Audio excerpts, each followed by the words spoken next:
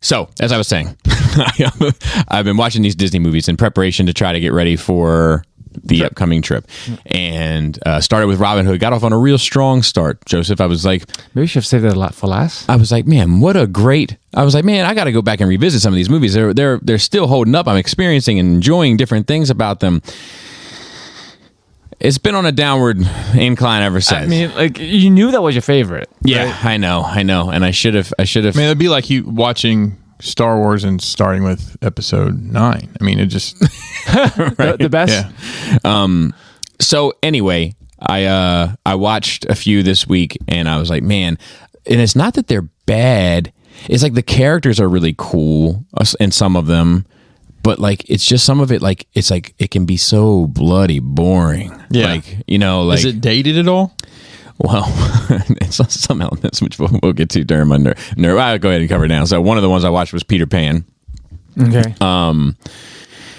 And characters are cool. Lost Boys are cool. You know, all that shit. I liked, I like Captain Hook and Smee's relationship is still pretty fun to like entertaining to partake Captain in. Hook, Anakin's dad?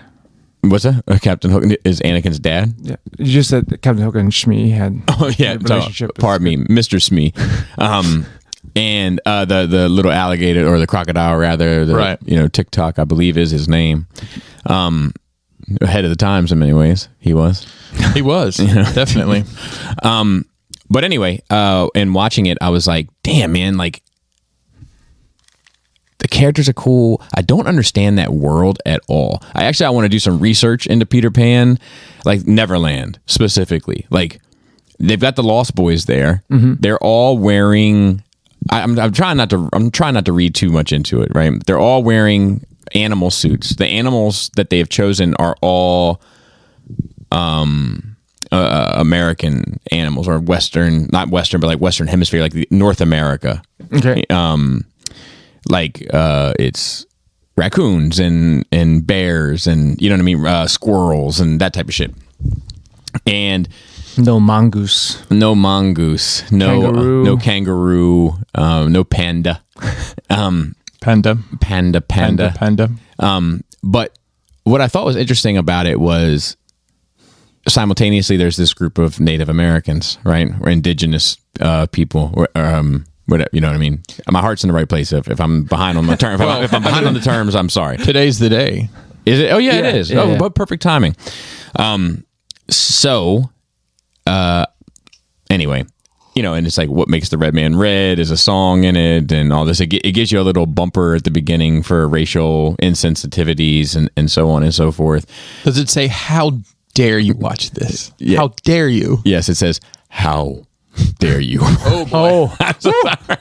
Hey, listen here, Chief. I don't think you can get away with that. I'm sorry. That was too easy, perhaps, in many ways.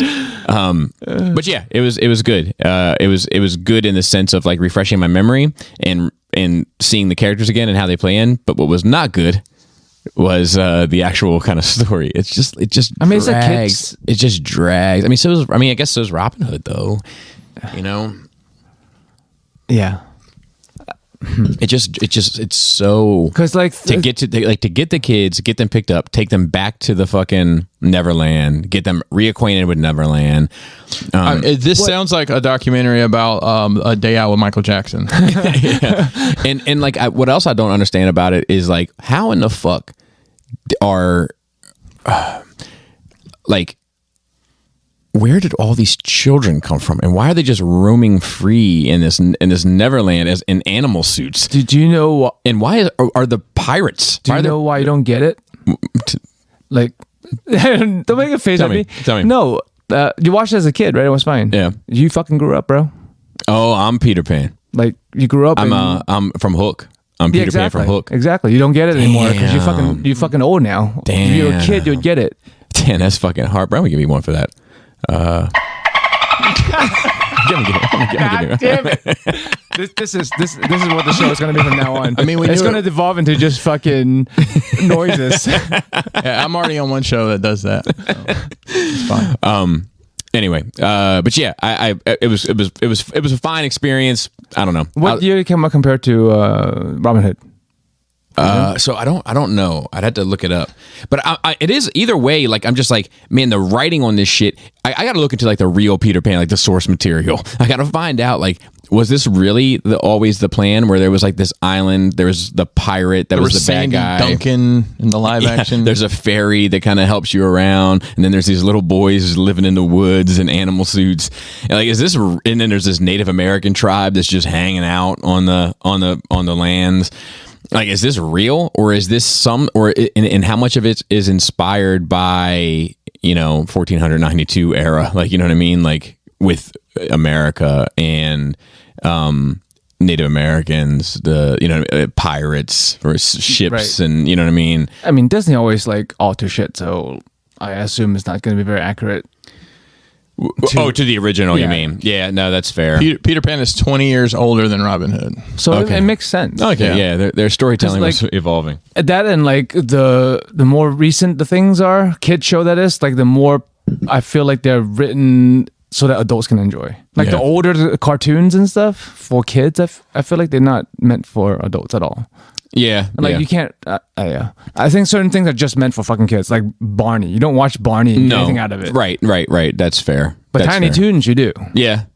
Sure. Animaniacs, right? Yes. I'm getting an awful reverb in these headphones. You're getting a reverb? I sound like a robot to myself, but not to, I guess, you guys. No. I guess I'll just deal with it. Y'all sound great. Okay. I sound like can't hear myself either. Maybe it's just a self. Yeah, I'm having a hard time hearing myself too. We're on the new mixer. Okay, so maybe the mixer is just not good for hearing yourself. Maybe. I don't as long know. as it fucking records fine, that's all that matters, right? Yeah, and it playback. It seems to be. You know what? We'll give it a check. Hold on one second, everybody. Because we used to use it to hear back to make sure we sound okay. Yeah, exactly. But now we can't because we're using this as an interface now. Yeah. So that is another little piece of Nerd Rage news. We got a new soundboard. I guess mixer / soundboard. And we're still kind of ironing out a few kinks, so to speak. But like, I keep turning this up. Maybe I just need myself turned up. Maybe I'm just going deaf. This is me, right? Yes. How is there like less knobs and you're fucking with it more? This is new. Only because it's new. Yeah, each knob gets a certain level of fuckery now. That's literally like a tenth of the knobs on this bitch. Yeah, but it's like it has. I mean, I don't want to bore the listeners with too much of this, but it has fucking LED screens, 6 microphone jacks. Nice little screen. Which is in my head. Of course, in my head, I'm like, just more fucking things to go wrong with it. That's what that fucking thing. But whatever. We'll see. Joe, you got your coffee first. Chris, how was your nerd week? It's a bizarro world. Yeah, it was pretty good. Watched some stuff. I'm sure we'll talk about the What If, unless you just want to go ahead and do that now. Sure. I'll watch the What If finale. What'd you think? Or maybe it's the What the Fuck finale. Yeah. It was fine. I know. I was a little turned off by it. So I'll tell you the part that aggravated me is they didn't do the one episode with Tony Stark and Gamora, yet they included that into the finale. I agree. Like, if you knew you were cutting that, why didn't you redo the finale? Because it was literally just a little blurb that they were in there, and then Gamora's there all of a sudden. Oversight, maybe? By a multi-billion-dollar company. I mean, that has probably somebody whose job is to keep up with the canon arc. Weren't there like penises on the cover of Aladdin for a while? I don't. The Little Mermaid castle in the background. That's oversight, bro. I guess. A big oversight. I don't know. Moderate. Moderate. It's big for me, all right? I guess in my mind, I'm satisfied with what they did there, but I hope that's a self-contained thing and they don't try to tie that into the actual MCU. Yeah, I think what was actually annoying to me about it was that they like brought all the episodes together at the end. I didn't need that. I preferred them all kind separate. of separate. I think it works better that way. So I do too. I mean, and they have an explanation as to why they did it, but I didn't need it. You know what I mean? I don't know. It was fine. Yeah, it's over. On to the next one. I mean, I think. Yeah, I mean that's how it feels. Hawkeye's the next one. That's part of the problem with all these fucking shows. Yeah, it's like you got to have for me anyway. I got to have time to miss it. Right. Absence makes the heart grow fonder. But I mean, this was released week to week though. Right. Yeah, no, I'm saying I need like 3 months of nothing. I think there's another to get excited about the next thing. Hawkeye starts really quickly. But like, yeah, I get it. You know what I mean? But it's just no lack of content. It's supposed to be good, right?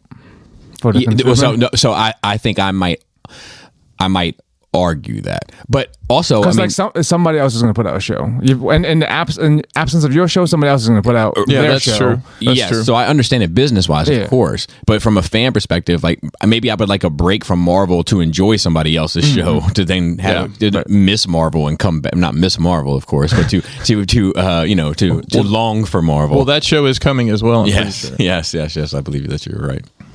Watched a couple things on Netflix. And I cannot remember the gentleman's name. Are you guys familiar with District 9? Yeah. Movie? So that guy, I want to say it's like... I saw a trailer of something. So for Oats Studios. Yes. So it's called Oats Studios. It's on Netflix. It's a bunch of short films. I think the longest... Is that what that is? Okay. Yeah. I think the longest one's like 28 minutes, and some of them are like super short. I and thought it was a movie. Fucking wild. Like... It's sci-fi stuff. Like there's the first one to me was so far the best one. It's got Sigourney Weaver's in it. There's some alien invasion, and they go into great detail explaining how they're changing the atmosphere to methane, and they've got some sort of like mind control shit, but they've built these helmets that keep them out. And I don't know. I enjoyed the hell out of that. There was a couple of the other ones. It was like one of them was set in Vietnam. And it might have been based on, like some river monster story. Mm-hmm. And then there was one, it was an infomercial for like the Ronco 4000. We're gonna, this, that, but everything always goes fucking horrible. Like they had this thing, they were trying to carve a turkey.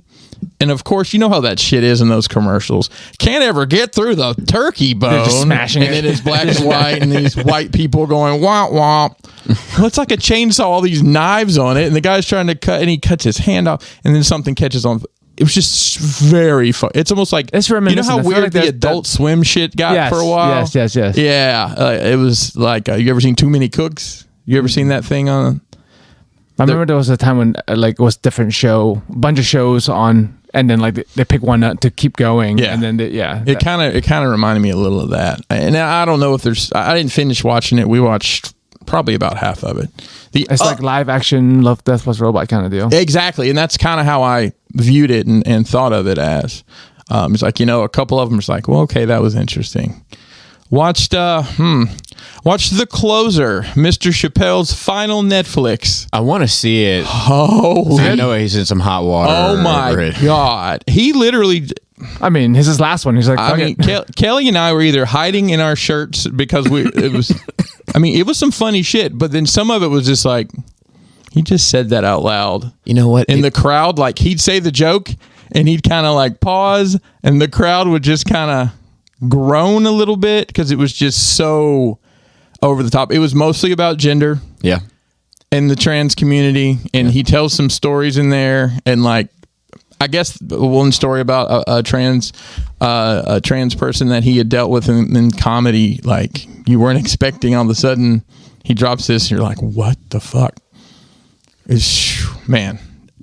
I'll be honest, I haven't watched all his stand-up specials that he's done. They've been great so far. Yeah, all the Netflix ones I've seen. The ones on that, on the Netflix. I didn't watch the YouTube one. I just because it's not. I don't know the link. Available. I don't have what I mean. Was that the one he did after it was outside? It was during COVID. Floyd, yeah, I watched that one. It was good. I don't have no doubt. I mean, the man calls himself the GOAT. I think he is. I think he is. Yeah, I think of he modern comedy. He might be just the GOAT. Yeah. He might be and I've been asking that question for a couple years now. Like yes. I've been, you know what I mean? Because I'm like, I'm really reluctant, to bypass certain people. Mm-hmm. But like when I look at his body of work, it's a lot. It's a lot, man. And from a comedian aspect, he might just be there. Like I think Robin Williams has a more impressive film career. I think Eddie Murphy has a more impressive film career, but that doesn't necessarily have anything to do with whether or not they're better comedians. Yeah. Yeah. And I don't remember the exact context, and I'll probably fuck this up.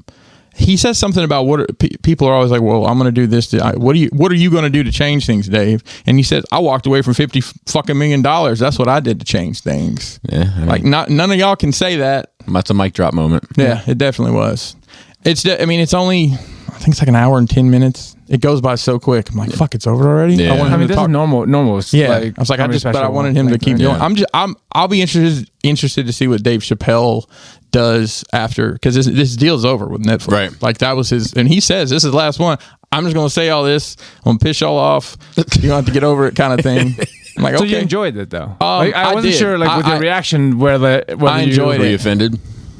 I was not offended. I think he said some things that need to be said, just in general about the way the world is. Yeah. You know. Have you? That's a good question. Have you been offended by content? No. So I have.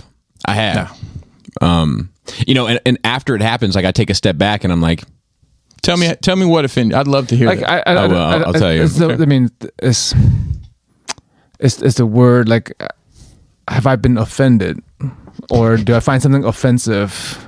I don't know.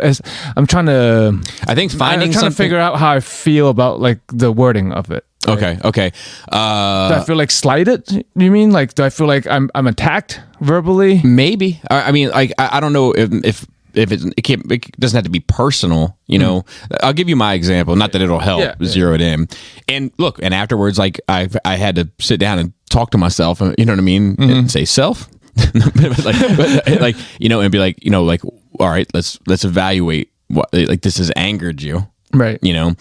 So I'm watching it was a couple years ago. It was a conversation with Joe Budden and Charlemagne the God, right? It was the best of, they did this thing every year before they started hating each other. That was like the best of 2019, and they did the best shows and the best songs and the best, I mean, they break it down though. If you're a music nut like myself, like you're like, yes, like that's exactly what I want. Who has the best opening line of a verse for the year, you know, stuff like that. Like, you know what I mean? Speaking my language.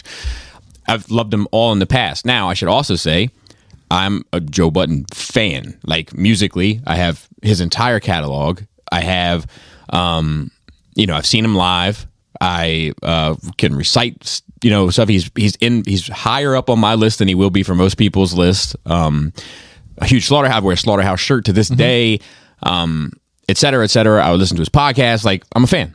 He pisses me off plenty of times where I'm like, you know, fucking, like, I'm like, because he knows music like the back of his hand, but whenever he starts talking about anything that's not music, you're like, oh, you're just really talented in this pocket, Right? You know? But and Charlemagne, on the other hand, like I listen to like most of his interviews when he has artists on and stuff, and I listened to the Brilliant Idiots podcast where he was a co-host. Like, you know, I'm a supporter and a fan as well, right? So like I'm a fan and supporter, and have been giving time, energy, money, and to these entities for years, right?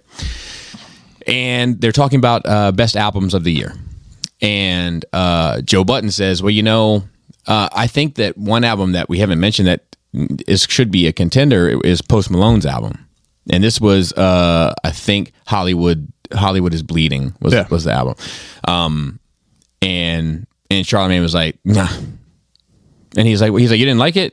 Nah.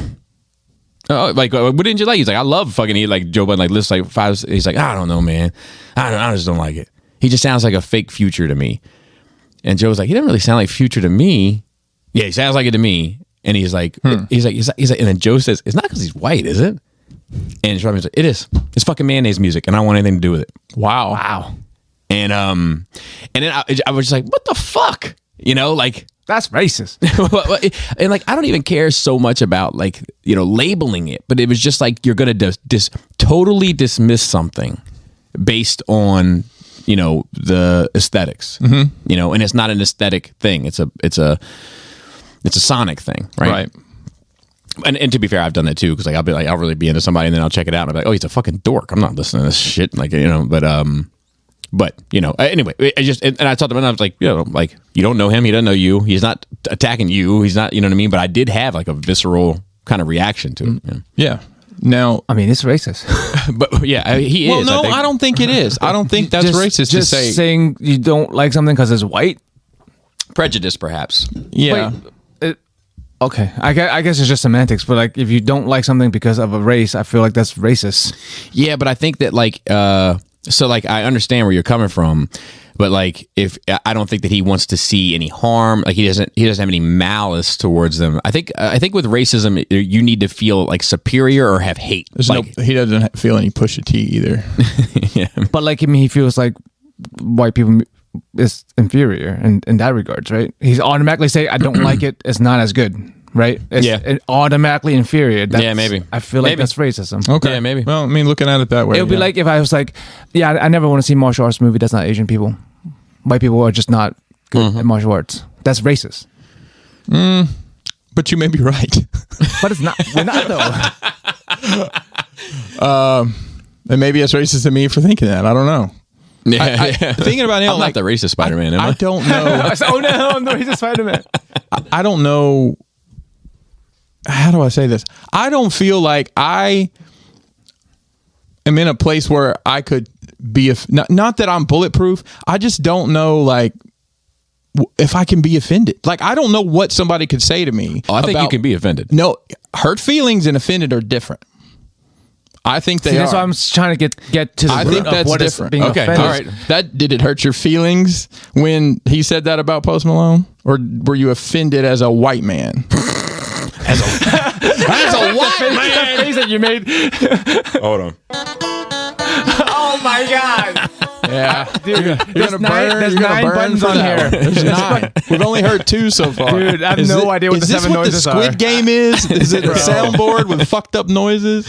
Yeah, I don't know. I don't. I mean, maybe there was some hurt feelings in there too. You know, to be like, man, I've been supporting you. Do you not want my support? Because it's, you know what I mean. Like, I can see that, and maybe I'm not explaining myself the right way, but Yeah, it's hard. Like I'm trying to verbalize. As I'm a middle class white man long in my tooth, short in your tendons, short in my tendons, in my 40s.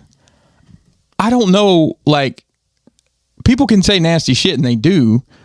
I just don't know that I feel like I should be able to be offended. Maybe that's the way I'm saying it. Like, because there's so much other fucked up shit in the world that whatever the fuck my problem is probably minuscule compared to. He has checked. If I'm yelling, please tell me, because I can't hear myself. He's checked his privilege. Exactly. I sound like I'm underwater. Okay, so what it is I figured part of this out. Yeah. It's a limiter.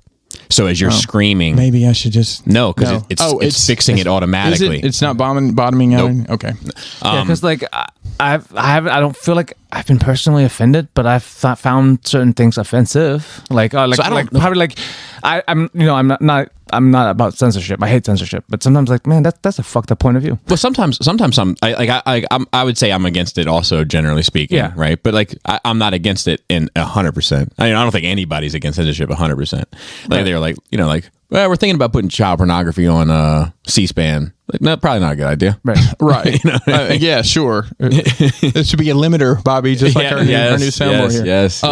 I do want to wrap back around that conversation, but You're going to give it a reach around? Give the conversation a reach around? yeah. Western grip, please. I call it a stranger grip. Well, either way, you know, if you sit in your hand on the toilet long enough, anybody can be your stranger. There were at the end of the Chappelle special, they play some music and they show pictures of him with a cornucopia of celebrities from the comedy world to, the ones that come to mind, Mos Def, Chance the Rapper, Joe Rogan. Huh, you thought for a minute. Is he going to say Biden or Button? No. There's not a world where he ends up in the same room as Joe Button. Right. Well, vice versa, I guess. Right. And the very last one, man, it caught me in my feels. It was him and Norm Macdonald, man.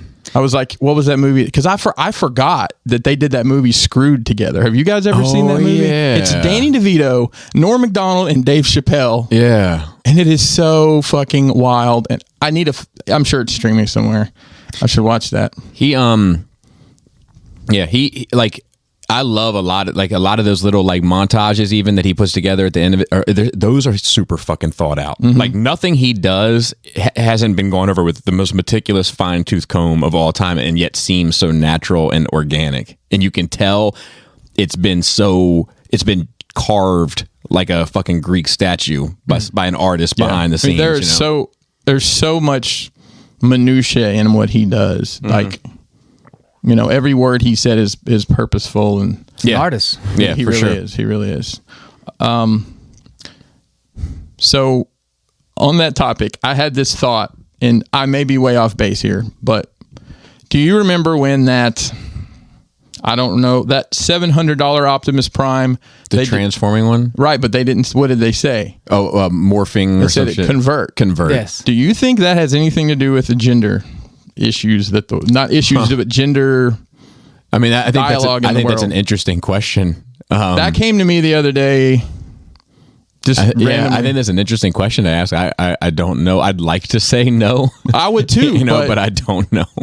And I think I think it was right after I'd watched that. They but never explained it. They never did. Because No. it doesn't make sense to any of us. But what was I don't know if it was somebody official that said it, but the kind of, I think, theory at least that was adapted by the fandom was what transform means in regards to the brand is the physical manipulation of a toy to turn it from one thing to another. So if it's not that, it has to be something else.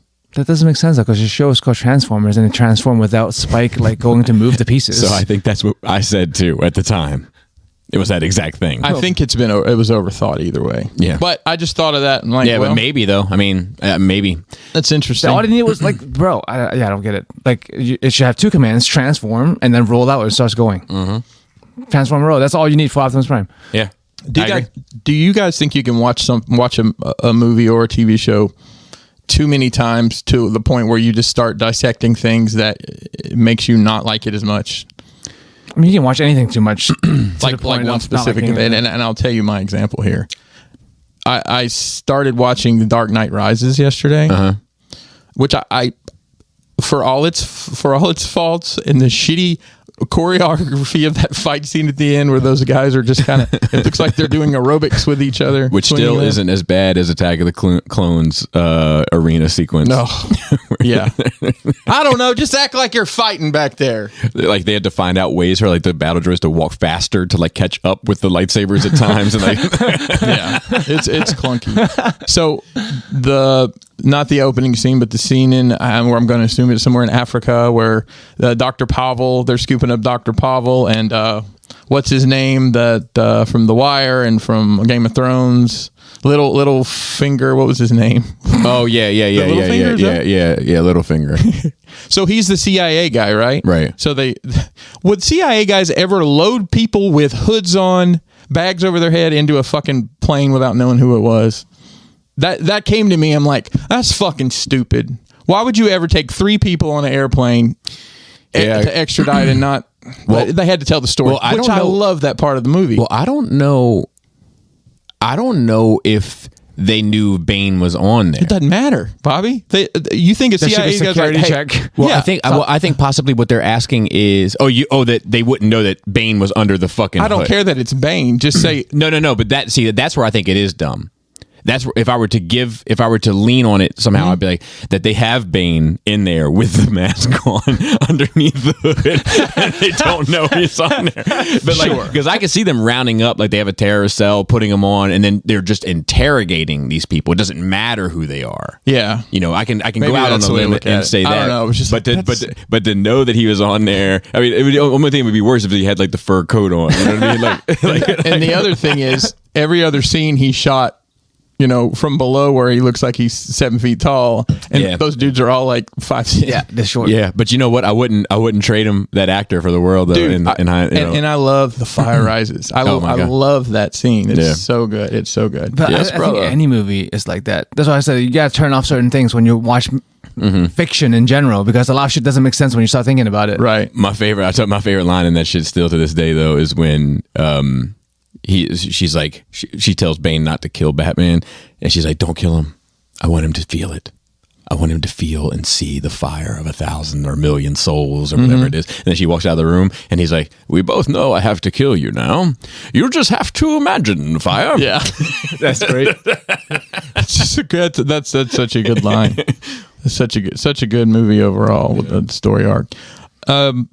wrestling this week. I watched, the normal stuff. I watch every day AEW. now. Yeah, actually, I've gotten where I don't really watch the Tuesday nights. I watch, some on Monday, Wednesday, and then mostly on Friday. So this weekend there's a promotion called GCW. It's Game Changer Wrestling.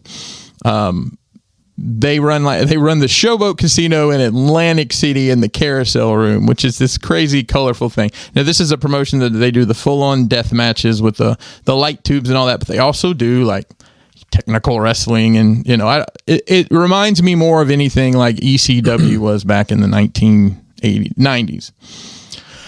What, Sting? No, Sting was WCW. ECW would have been Sting was the lead singer of the Police. He was also that, and he also loves. The first time I ever heard about tantric sex was because. The Desert Rose. The Desert Rose. That's it. So somebody sampled that for a drill record recently. I'll have you know. Was it Turkey? At least it wasn't frightening. How long did it take you to memorize which button is which? You just sat here for like an hour, didn't you? No, I did. I did a show last night with Laura, and I had to think for a minute when I had the dolphin sound. I had to think which one it was because I knew it was one of these two, but luckily I had it right because if it had been the I'd been like, God damn it, ruined. Yeah, I got the good one, I guess. Just when you're like, well, this one time I was working at the Piggly Wiggly, I'm like, yeah. Anytime. So this promotion has been, they run like armor at smaller venues, nothing really big, but they're getting more and more popular. This is Nick Gage, the deathmatch guy I talked about. They did the Dark Side. This is his home promotion. He helped start this promotion. They have the Nick Gage Invitational, this promotion.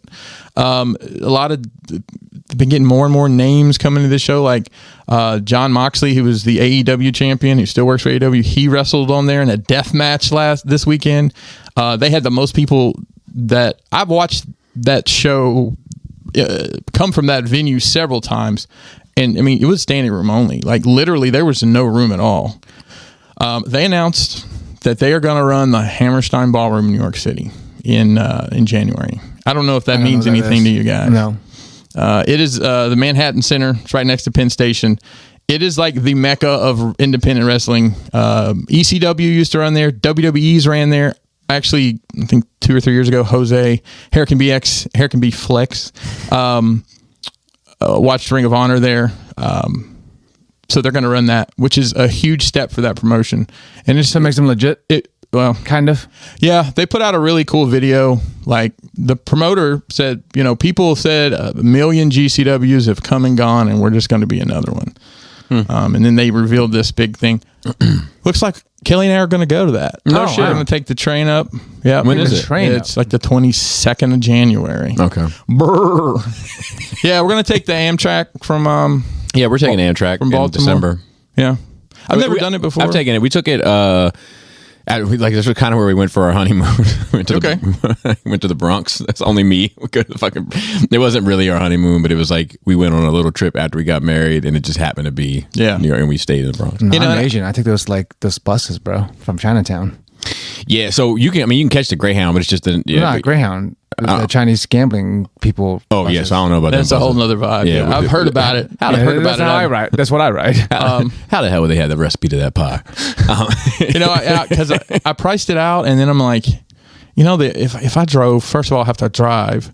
Second of all, I've got to park the car, and it's going to be at least $30, $50, $70 a day to park somewhere. Yeah. So and then you don't need a fucking car. Yeah. No, everything you need is right there. So planning that out, looking forward to that.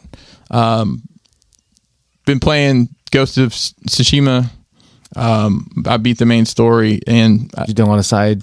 I've been doing a lot of the side stuff. I unlocked. There's a secondary island you can go to, and those motherfuckers are hard to beat. That was rough, but it's a man. I'm going to stand by that. That's probably the best video game I've ever played from a story standpoint, and it's just fucking gorgeous to look at. Yeah, it did such a good job. That's my favorite genre of games nowadays, like open world. Third person. I love that shit, man. I fucking love that shit. That was. I'm like sad that I'm almost done with it. Like I'm down to just the. Well, you got so many more good games. Oh, I know. Like, just got to find the next one, right? So that's pretty much it.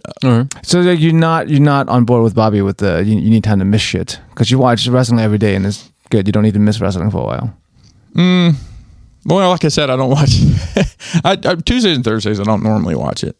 And then most weekends, I mean, if there's not anything, a pay-per-view or whatever. But I guess it's different. You don't. It's watching wrestling, but I guess you don't consider a blanket, right? You watch Blanket. Oh boy. It's a slumber party. Speaking of Neverland, Yeah. Yeah. Speaking of Neverland. so you because it's like I guess you see them differently for different companies. Exactly. It would be like you're watching like a DC show one day and a Marvel show another and an Image show. Right. Well, it's another. like Joe. So you consider it differently. I mean, you don't ever say, I need to stop watching anime. Well, I don't need breaks from shit. Right. Well, I'm just saying, using that mindset because you're like, well, fuck. There's so many. I mean, there's wrestling. There's so much. There's deathmatch wrestling. There's technical wrestling. There's comedy wrestling. There's just so many different. Doink the Clown is comedy wrestling. Dude, bring him back, though. There you go. How are you gonna get the figure though? Shout out to Matt. I'm gonna have to try to. He's gonna try to trade me something. I bet. Are you willing to give up the one and only Doink the Clown? No, I'm never gonna do it. See, I'm never gonna. I'm just gonna. I'll probably make a necklace out of it and just wear it over here as a taunt and be my ultimate taunt. Oh man, I hate to hear it. I've been working in my basement to try to get it in some sort of order. Bobby actually popped over for a little bit this morning to use my laser services. So hopefully have that pretty straightened out by the end of the week. is it very different? Last time I went, you were there too. No, I wouldn't say it's.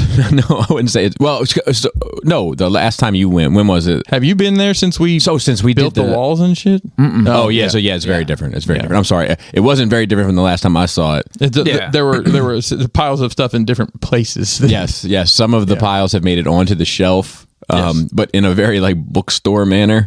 Like I've never seen figures displayed that way. I know it's not the end game. It's not the end game, but like a lot of people do though. But it's just like like G.I. Joe classified 1, 2, 3, 4, 5, 6, 7, 8, 9, 10, 11, 12, 13, 14, 15. You know what I mean? Like they're like a little bookstore. Yeah, and like perfectly organized. The wrestling stuff's like that too. But a lot of the people that collect the wrestling stuff don't open it. This always an inbox It's thing. like Pops. It is. Yeah. It is. Except for Bobby, who opens his Pops. Some, Yeah. actually, the overwhelming majority, I guess. But that's it. I believe that's it for me. Laser's still in the garage. Yep. It's still a little cubby for me to sit there and cut shit. Yep. I'm just waiting on you. Right. Joe? Finish Squid Game. Speaking of oversight, you're talking about, moderately sized penis oversight earlier. Oh, him. So like in Squid Game, there's a phone number in it in Korea. Like, so they in America we do 555 whatever because there's no such number. Yeah. So I guess or 867. That's we only do 2, 555 or 867 when we're doing some bullshit number. So like whoever was making the show was like, oh, we'll just throw random numbers in there. It's fine. It's not. It goes to somebody Oh, really? in Korea. That's a that fucking sucks. oversight. Yeah. That's a goddamn oversight. That sucks. Can you imagine being that guy? That sucks. Also, like, why you're the asshole who has to call the number you see on the fucking show? Yeah. Because every once in a while you call the number and you unlock the fucking code to some shit. You know what I mean? I think maybe that's the real secret to the Squid Game. Yeah. That sucks though. What an unfortunate set of. If it was my dad, he'd be furious. Yeah, it's probably somebody. It's probably Somebody owes me some money. My dad hates being fucking bothered by the telephone. Like, since before I can remember. Yeah. It was a rule in my house that I had to have the phone picked up by the second ring if I was home. Wow. Damn. Yeah. That's like work. Dude, I used to take it into the bathroom because he hated to be interrupted by a telephone. That's me too, but that's why I have silent. But we didn't have silent. You didn't have silent back then. Yeah. You can just like unplug it if you really didn't want. All of them. Yeah. You'd have to unplug all of them. Oh, just don't have a phone at that point. Just have one phone in the house that you use for emergency that you have to plug in, and it's red. It has one button on it. I enjoyed Squid Game because last week I started. This week I finished. I'm not into season 2. I don't care about season 2. There's a setup for season 2. Like I like 99% of the show. the last scene just like threw it away from me. Because of it being a setup. No. Oh. Well, yeah, I mean, part of it is setup, but part of it is just from a story and character development standpoint. It's like I followed this journey of a lot of these people, and like it's very unsatisfying and very doesn't make sense to me what happens at the very end, without spoilers. But like that turned me off. A lot of people say, "Oh, that's a great way to set up." I'm like, it is, but like you could have just also ended it, or find a different way to set it up, or with different set of people. Yeah, because like it's like a death match kind of thing, right? You got a bunch of people playing these games that dies, right? Like if you want to keep the show going, you can just have a whole new set of people. Yeah, new cast if you want, with the whole new stories. Yeah. But I read an interesting article about it. The basis of the show, I told you, is that these people need money. Like they're like fucking down on the luck. They're seriously in debt to maybe loan sharks. They have nowhere to go, and like they're willing to die for money. Right. Some of them are anyway. But apparently, like it's a social commentary to South Korea, because they're in like soul crushing debt over there, the average person. Really? I'm like, oh, we can relate over here. Like we like maybe it's a first world thing where you get corporates and some people with a lot of money, then you get like a lot of people in debt and shit. But apparently, like our debt to like GDP ratio to the country is about 80%. Theirs is 100%. Wow. That I was like, oh wow, that I can't believe there's more debt. The people in countries with more debt than America, because we fucking thrive off of debt. Yeah. Well, yeah. Supposedly, anyway. We act like we do anyway. Yeah. I mean, thrive may not be a good word, but like that's how we live. Yeah. No, that's trillion with a T. With a T. Yeah. I mean, like I remember, like when they was like, it was some stimulus package they were thinking about putting through. Like it wasn't the first one, but it was like such and such billion, and I remember hearing people say like, "Oh, it's just a couple billion, like just get that one through the door." Which I mean, like when you're talking trillions, what's a billion? You know, what's a ghoul to a goblin? You know what I mean? Like it's just all funny money anyway. It's just numbers. Yeah. It's just numbers. That's all it is. In the fucking computer somewhere. As long as somebody's not looking for it, that's when it becomes less funny. Is it though? Because like, I'm saying in general. Yeah, I know, but like I don't understand. Maybe I just don't understand economics or English good enough. Economics. English is fucked up, so it's okay. Yeah. Everything's fucked up. But it's like the meme, right? They're like, oh, someone add up all the debts in the world and there's more money than we have. It's like, do we owe money to Megatron? Yeah, like, that's what it is. It's like, no one's going to cash in on these debt because like they don't actually exist. They do, but they don't. Yeah. No, I hear you. I mean, I hear you. I'm just saying that like, at a certain point, though, like if and I'm with you on that generally, but it doesn't matter whether it's real, not real, whether it's bullshit money, not bullshit money, whether it's funny or not funny. If I want it and you owe it, and I come looking for you, all of a sudden it's not a joke anymore for you. For the whole world, though, that's what I'm saying. Like if anyone decides to cash in on anything, right, so everything stops working. I agree that somebody's by that standard, I owe it to somebody too. Right. Yeah. And when they come looking for it, it's not funny to me either. You know what I mean? Like, so like, it's all, I think it's like, it's all good to like, because I view it pretty much the same way. The problem is when somebody tries to get the check, you know, that's when it becomes a fucking problem. Yeah. I just wonder who would be crazy enough to do that. I mean, it's not, it happens because you know you're not going to get the money. I think Joe's talking about from a global, like country standpoint. Right. Like, I'm just comparing it metaphorically. Not, my man on the corner. Right. I'm just using it as a metaphor. Oh, I got you. But yeah, they were like estimated like 400,000 people in debt to loan sharks over there in Korea. Wow. Damn. Yeah. It's apparently that's, yeah. I didn't know it was like that over there. That does seem extreme. Yeah. I think that's probably like, I think the South Korean existence is a very unique one. You know, like just to be so close to that other situation and how that affects your kind of, you know, because it's got to be like this, almost this fucking thundercloud like over you the entire time. It's like Canada being next to us. Huh? It's like Canada being next to America. If Canada was ran by a crazy person that had nuclear missiles. Oh, no, we are North Korea in this example. Maybe. Except we've never threatened them ever. Right. Do you know what I mean? Like they're all the time. They're like, yeah, like North Korea's whole thing is like, we'll fuck you up. yeah, I wouldn't fuck with us. We can't do a whole lot to you, but like we're gonna obliterate these innocent people over here. It's gonna be a disaster for them. If you want that on your shoulders, that's fine. You want good night. And the crazy part is tight. one day it was like, fuck it. Yeah. It's like who's gonna call in the debt? Like someday someone's like, fuck it. Yeah. Fuck them. Yeah. You know? And then what? Yeah. But they're stuck too, though. You know what I mean? Because at the moment they press the button, that's it. The poker chip is gone. Exactly. Yeah. Like that's why like a lot of things are deterrents. Like a lot of things are in place that are never meant to be used. Like all the nuclear weapons in the world are not meant to be used, despite how many of them are there. Because like once one is used, then everybody's fucked. Correct. Yep. But it only takes one crazy person who doesn't care. Come on. Yeah, that guy. So call back from last week, bro. Yeah. Watch more random movies. Obviously, a movie called Found Footage 3D. Okay. Rated really high. What? Rated really high. Because Okay. we always look on. I Google it. Yeah. And we compare the Rotten Tomato to like Google user. Right. score. It's 100% on Rotten Tomato. And 80-something% on Google. Said it's found footage 3D. Okay. I enjoy. Is it I the enjoyed third it. film in the series? No, Oh, you're supposed to only use it under those Is it in circumstances. 3D? I think it's supposed to be. Oh, well, for fuck's sake, is it even found footage, Joseph? Yes. But the thing is, it says found footage 3D. Like when we're scrolling through, I think it's Amazon or Hulu. Sorry, can't remember. I think it's Amazon. It says found footage 3D edition. And then like under the description, it says found footage 3D 2D version. And I'm like, which one is it?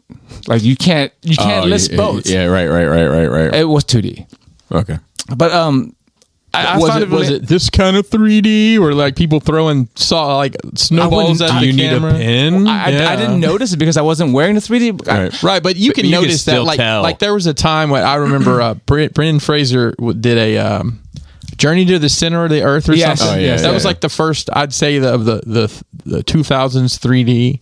And then from then on, even some of the Marvel stuff, it's got those kind of whoa. They always have to throw some shit at you. Yeah. Some ninja stars. maybe? we had a 3D TV. We did too. Oh my I did god, not. we paid through the nose for it, and it's a pain in the Used dick. it once. What, you know what happened once the phones became something you always had with you? You can't look at your phone when you're wearing 3D glasses. Well, not my phone. Well, so. that- and it's just a pain. It was something cool to show people. You know, you could convert. Oh, we're going to convert this football game to. Nobody gives a shit. Nobody wants to see 3D football, Right. or whatever. Yeah, I guess they did at the time, or you know, it becomes holographic. That would be a different story. I think it's the glasses that's a turn off because I like think so. the 3DS is amazing. You don't need to wear glasses. You just it's just 3D looking at it. Right. But I enjoyed the movie a lot. Like, it's very meta. It's like a found footage horror movie called Found Footage. Right. And it's also, the movie is about a found footage of a crew who's making a found footage film. Oh wow. And it's, yeah. If you're into horror movies or into shit like that at all, I say give it a watch.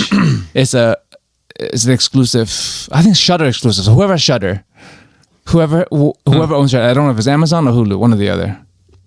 Next Day Blinds. Next time.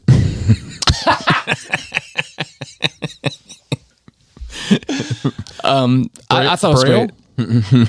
What'd you say? Braille? Braille. Next Day Blinds? How far can we but I thought the acting was great too, because like he's the dude playing a dude pretending to be another dude. So like, you know, it's a guy like this crew is being these characters, but they also have to act in character, and I thought it was done pretty fucking well. Wow. Anyway, I just thought it was interesting. It wasn't particularly scary, but it was almost like it was making fun of itself. It's like a spoof of the genre, obviously, but I thought it was done very well. I watched The Manor. It's another horror movie, but it's closer to home for me because I work at pharmacies and I work at Leisure World, where old people live, and I work with a lot of nursing homes where I feel like people aren't necessarily taken care of as much as they pay, especially because Right. like some of these are very expensive places. But the manor is about this lady who had older lady who had a stroke and then is put into a nursing home. Or volunteered to go to the nursing home, even though she seems fine. And like supernatural shit start happening, but you're like, is supernatural shit start happening, or do you have dementia? Oh yeah. I like that. Yeah, so I enjoyed that, and I also thought the ending was interesting. And lastly, I watched Paper Tiger, which is about time because it's been out for a while. Tell us about that one. The name sounds It's familiar. on Netflix. The name is of like a figure of speech. Sure. Yeah. It's a kung fu movie, a modern kung fu movie. Okay. So it's these kids, I think 2 Asian and a black kid. I think they're both Asian. Walk into a bar. who learned kung fu in the garage with this dude who's really good at kung fu and as a chef at a Chinese restaurant. And they were really good. They became really good at kung fu. And then like time jump. Like 30 years later, one of them is like overweight and has a bad knee from work injury. One of them is like an insurance salesman who can't fucking run the block, and another one who works at a gym. And the master dies, and they have to like investigate why he died, basically. But it's like a comedy, but it has heart. And it's about kung fu. They do a lot of kung fu fighting, and the choreography is great. But it's like old like people our age trying to fight, Right. who used to could fight, but now they're like at this point the guy was like, I know what I'm supposed to do, but my body won't do it. Bro, That's one of the hardest starting things to get about there. getting old. Dude, I tried to get on a spring horse the other day. A spring horse. You know, sometimes it's got like the spring that comes out of the ground. Oh, and the playground. Yeah, with like the horse sitting on top. How'd that work out for you, Bobby? So let me tell you. First of all, I got I couldn't sit on, like I couldn't straddle the spring horse and put my hands on the handlebars and then get my feet on the pegs. Couldn't do it. Couldn't do Flexibility. it. Couldn't do it. I could stand on the feet bars and then sit down into the spring horse and then grab the handles. Nice. As soon as I did either one, though, the spring horse immediately went on its ass end and just stayed there. There was no back and forth. I don't think that's rated for adult use. No, it certainly wasn't. It was in the saddest fucking, and don't ask me how I got here. I won't tell it on this public platform, but it was in the saddest fucking trailer park I'd ever seen in my life.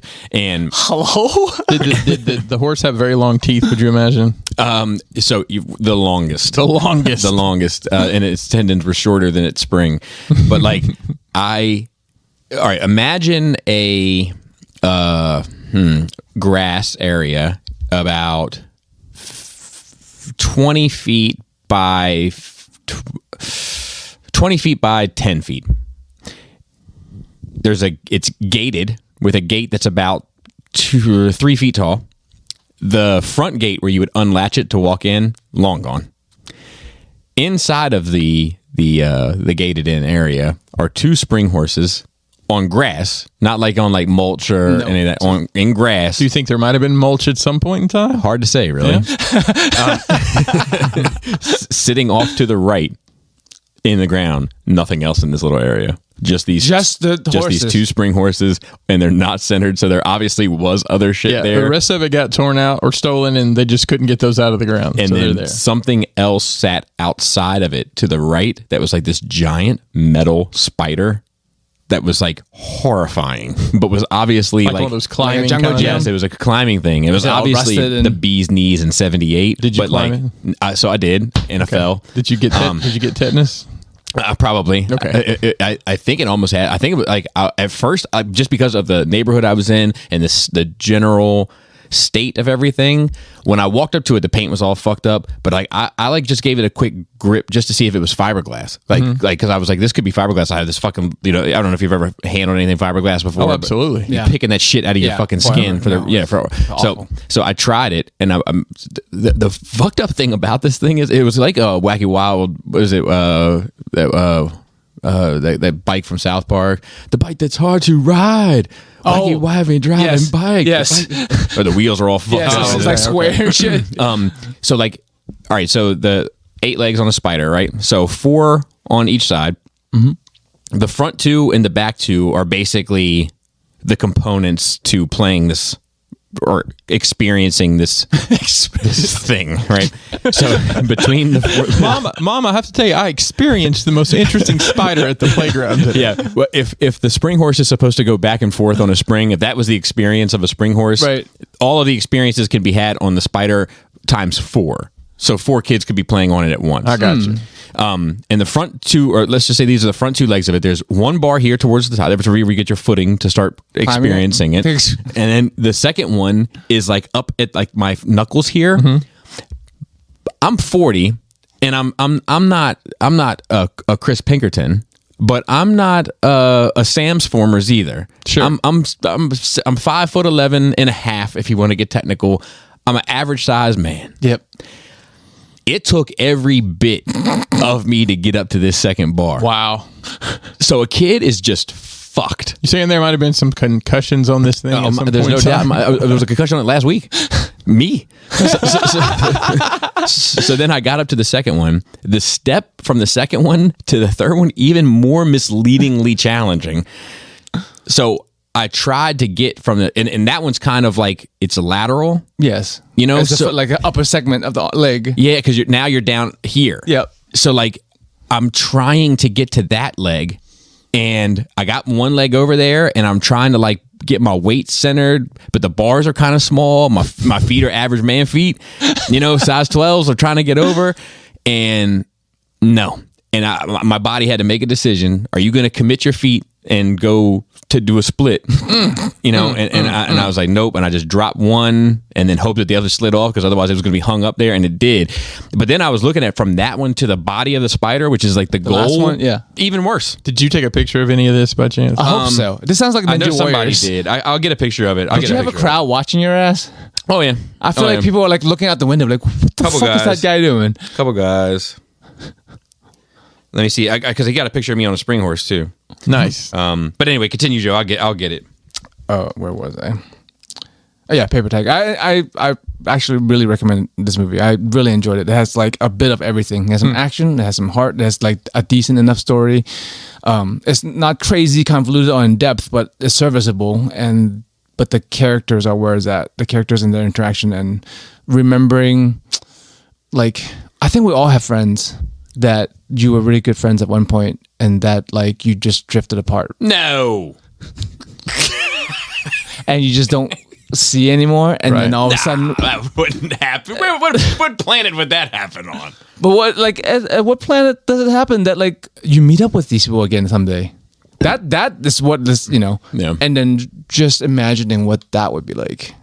Oh, I remember I had this best friend in middle school. Like, I hung out with every fucking day, and we just stopped talking for the last 15 years. Yeah. And what if he like fucking showed up at my door one day, and then we started catching up? It's like, I don't know. It made me think of things. I feel things. Why is my face leaking? Oh my goodness. My eyes are so wet. Moist. Is the Resident Evil movie trailer in the notes? No. Okay, I watched it. I'm like, It's the reboot, right? yeah. Okay. All right. Talk about it. 'Cause I left it out because I figured you hadn't watched it, and I have nothing to say about it. So perfect. What do you got? Mixed feelings. Mixed martial arts. Paper Tiger, if you want to watch the mixed martial arts. There you go. All right. So what's the good? The spirit of it seems to be a lot more accurate Okay. and feels right to the games and the lore. There's a lore there. Yeah. Oh, there's- like there's Fast and no, Furious. like regular things with lore. Or The Office. The Office has Which lore. Oh no, Office has lore. that's a sweeping epic if you're talking about the Yeah, American it is. one. It is. It goes about on the and other on. one? It goes The other on one and has lore? on and on and on. Yeah. But it doesn't look good. No? I feel like they needed more money. Oh really? You're like talking about like last graphically. week. Yeah, last week you're talking about how like you give people less money and make them do more. I'm like, no, not when you need CGI, bro. You need more money for that. Yeah, I feel you on that. With a game that's all CGI, I feel you on Right. that. But for movies, I'm like, man, I don't know if some of these CGI things look as good as that praying mantis in 77 Star Wars Cantina. You know what I mean? Like just as like a Poosh Nichols. You know what I mean? Like that's what I'm talking about with that shit. Yeah, like I mean, the graphics are good if you were not 2021. Right. Like they're right. very serviceable, but like being the year we are in now and having seen amazing, seamless computer graphics, they're like, oh, those are CG creatures. Yeah. So like, I'm like, oh man, I don't know how I feel. I'm gonna watch it. Yeah. But like, I feel like they had more budget on the shitty ones. It's a movie. I only deleted it because I thought it was a video game. No, it's a movie. Oh, okay. My bad. It's Sony Pictures. Okay, all right. But like, I guess they spent all the money on Carnage, but and didn't give them. But it could also be. I mean, to be fair, like it's not uncommon for post production people to be working on effects up until the day that shit comes out, like the day before. Right. So but like, it's don't put out a trailer because like it's supposed to like put people in the seats, off. Right? It was like It looked like Reptile from Mortal Kombat. Well, how was this for a marketing campaign? Put out a trailer with shitty CG. Everybody bitches about. We've heard you, audience. Sonic. Maybe that was. Meanwhile, they've got people working on it. They've people working on it. Yeah, that was just a ploy. They're like, we're really here for the fans, aren't we? Yeah. They ash on one of the figures. It did work for Sonic. It didn't work for cats. Like taking the buttholes out. Yeah. The buttholes weren't the problem. One of these days they can be though. Not for me. Someone's gonna find the old hard drive in 20 years. I'm like, it's got the butthole cut of cats. Nothing but buttholes. It's like they found all the CGI buttholes individually. Oh my god, just like a gallery just of the buttholes. You're never gonna believe what I did to Morrison. I made Morrison the chief animator and renderer of the cat's butthole. I mean, somebody got paid to do it, right? You're a butthole render. I mean, like, can you make that one a little off center? Just a little off center. Do you think they took the time to make individual different buttholes, or did they make one butthole and just paste it on everybody with a color palette swap? They did some texture layovers on. Or are they like George Lucas with like every pod racer has to have a different sound because that's pod racing? Buttholes are the seekers of cat anatomy. That needs to go on a shirt somewhere. Yeah. Coming soon to your Teespring account. But I mean, the reboot games are fucking amazing, phenomenal. They're exactly what reboot should be. Right. But this movie, in spirit, is I feel like so far is better than the original 7 movies. Right. But Which wouldn't be hard, I suppose, spirit wise. Yeah. So we'll see when it comes. Hopefully they are. Because remember, like, not that it was much better, but remember Wolverine Origins? Yes. Remember that? I recall. It's not a great movie by any means. No. But the graphics are okay when it came out. But Yeah. remember when like there was leak things of the graphics not being finished and everyone was shitting on it? Yeah. Which was not fair because the graphics is not the problem of the movie. Yeah, that happens all the time now. Like, you know, and like we even see it because we'll be like, man, that scene wasn't in there. It wasn't like that. It was like, yeah. You know, There was different characters. Like, was it Endgame or the one before that? Where like they had the superheroes running at the screen, but like it was Infinity War. Yeah, it was Hulk was people. there. Yeah, But Hulk had lost Hulk by that time, but he was running in that. Yep. So it's just like all the Thanos with the Infinity Gauntlet. Yeah. That does not exist in the movies. Yep. Is that it for you? That's it. Okay. Let's see what I got. I don't think too much, but let me see. I started watching Jupiter Legacy on Netflix. Oh no, I think that's bad, isn't it? So I don't know. I only just started watching it. Let me know. I'm 2 episodes in. It's not great. I don't remember. I got to look at the comic again. It seems vastly different from the comic to me. But I got to refresh my memory. Surprised you like it was not well received. No, the acting is horrible. That's what I'm saying. I'm surprised you decided to watch that of all things you could watch. Well, because I did want to see it. It was on the list, and we finished The Boys. We finished White Lotus. You know what I mean? We've been going through some shows recently, so I was like, hey, what do you think about starting this one, just so I can say I saw it? When are you gonna watch Why the Last Man? Or is that not? It's on Hulu. Fuck! I'm supposed to give. I'm gonna text right now. So then I watched Sword in the Stone. Okay. It's another one that I'll tell you, it doesn't hold up, man. It doesn't hold up. In my head, it doesn't. You spend most of the movie. Most of the movie is the training sequence of any superhero movie. So it should have been a montage. Yeah, Montage. Like he's working on figuring out how to be a wizard for like the entire thing. Like, and then he ends up being a king. It's just it's a lot stranger than than how I remember it. You know, so that was, and then Madam Mim comes in at the end. Oh my God, Bill the Booth. Madam Mim comes in at the end, and but she's a cool villain, but she just pops up really at the end, and like, you know, I watching it through 40-year-old eyes, I was like, I don't care. I don't really care about her. The fight sequence between Merlin and her is good fun because they're like turning into different animals. They have like a wizard's duel, and there's like rules to it. Like Magic the Gathering, the prequel. Yeah. But you can't do like you can't do any mythological creatures. You can't do, you know what I mean? Like in there, like when they're debating the rules unicorns. of how they're going to engage. Like no dragons. No, she ends up breaking the rule and becoming a dragon. And so anyway, I mean that sequence was still cool, but yeah, overall it just didn't do it for me. Sidebar, I don't know if I talk about this, but apparently Post Malone is a huge Magic the Gathering person. Yep. Yeah, he is. Okay, I think I'm just still like mind blown by that shit that he's like showing up on videos I'm watching. But Leia had some good jokes. Some zingers during it. So, you know, it's like back before George Lucas. So like the opening credits take like 5 minutes to get through. And we're watching all like the scenes come up with like the credits, and Leia said, "When is going to be people talking?" Oh man.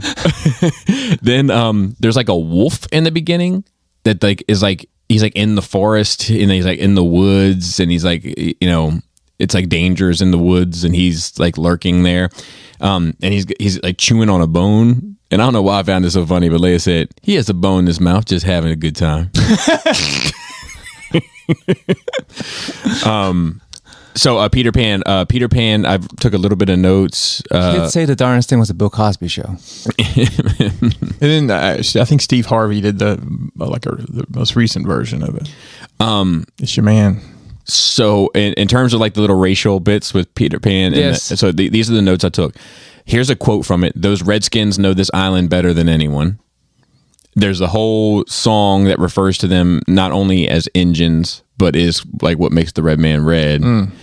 And the indigenous people refer to Peter Pan and the kids as the pale faces. So like, I mean, it makes it. It sounds like that land is the indigenous peoples, if they know it better than anybody. Isn't that? That doesn't sound very good for the kids who's intruding. Yeah. Pinocchio. I just thought it was. I watched that too With a whale and I fell asleep on it, so I can't judge that one quite yet. But what I thought was interesting was with the warning about race stuff with Peter Pan. There's no warning about smoking in Pinocchio, and they all smoke cigars, like all those kids. Does that need warning nowadays, smoking? So, I mean, there's a lot of warnings on smoking products, right? And like to the nth degree. And I just feel like in a world when... Oh, when kids are... Yes. Yeah, like there would be Pinocchio was not smoking, though, right? The main character... Oh, yeah, no, he's smoking. I'm trying to remember. Yeah, he smokes. He's getting lit. All the time? Yeah, no, just at the end, he like goes to this bar, like when he gets on that boat to become a real boy, and they turn into jackasses and shit. That like they're all smoking cigars. It makes him ill, like all because he's smoking so much and he's not used to it. Obviously, he's in this like smoking room. But yeah, I just thought that was interesting. That is interesting. So kids crying to signify.